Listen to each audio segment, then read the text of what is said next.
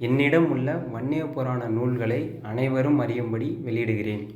இதன் மூலம் நமது ஜாதி நலனை பெரிதும் விரும்பிய குலாபிமானம் கொண்ட பெரியோர்கள் பலர் வன்னிய புராணத்தை வெளியிட்டு பெரும் புண்ணியம் செய்துள்ளார்கள் என்பதை தெரிவித்து, அவர்களைப் போல இக்காலத்திலும் பலர் முன்வந்து வன்னிய புராணத்தை வெளியிட வேண்டும் என்றும் கேட்டுக்கொள்கிறேன்.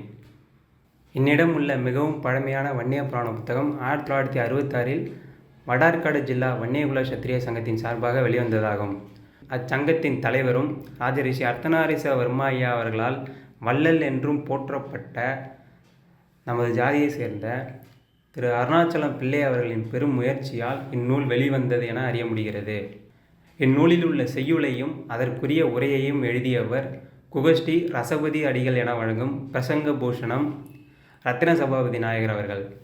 கடந்த 2017ஆம் ஆண்டு வடார்காடு ஜில்லா வன்னியகுல சத்திரிய சங்கத்தின் 100ஆண்டு விழாவில் இந்நூல் மீண்டும் மறுபதிப்பாக வெளிவந்துள்ளது. வீரவன்னியர் கதை என்ற பெயரில் சென்னை கோடம்பாக்கத்தில் உள்ள பிரேமா பிரசுரம் 1967இல் வன்னிய புராணத்தை வெளியிட்டுள்ளது. வசன வடிவில் வன்னிய புராணத்தை துர்காதாஸ் சுவாமி என்பவர் எழுதியுள்ளார். இந்நூலின் 12ஆம் பதிப்பு 2016இல் வெளிவந்தது. 12ஆம் பதிப்பே நம்மிடம் உள்ள இந்த புத்தகம். வன்னிய நாடகம்.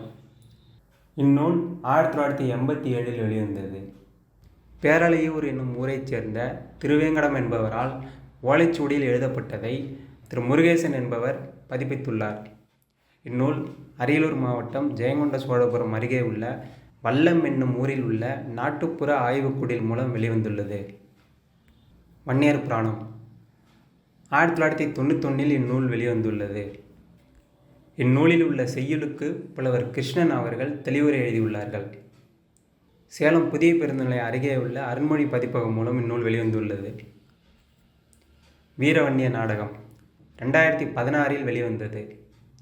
திருவண்ணாமலை மாவட்டம் தண்டராம்பட்டு வட்டம் கண்ணங்கந்தல் கிராமத்தை சேர்ந்த திரு வெங்கடேசன் அவர்கள் நாடக நூலின் ஆசிரியர். சென்னை கொண்டிதோப்பில் உள்ள ரத்தினம் நாயகர் அண்ட் சன்ஸ் என்ற பதிப்பகத்தின் வழியே நூல் வெளியிடப்பட்டுள்ளது. அதர்மத்தை அழித்து தர்மத்தை நிலைநாட்ட அக்னியில் அவதரித்த ருத்ரவன்னியரின் வழிவந்தவர்கள் நாம் என்பதை உணர்ந்து உலகம் போற்ற வாழ்வோம்.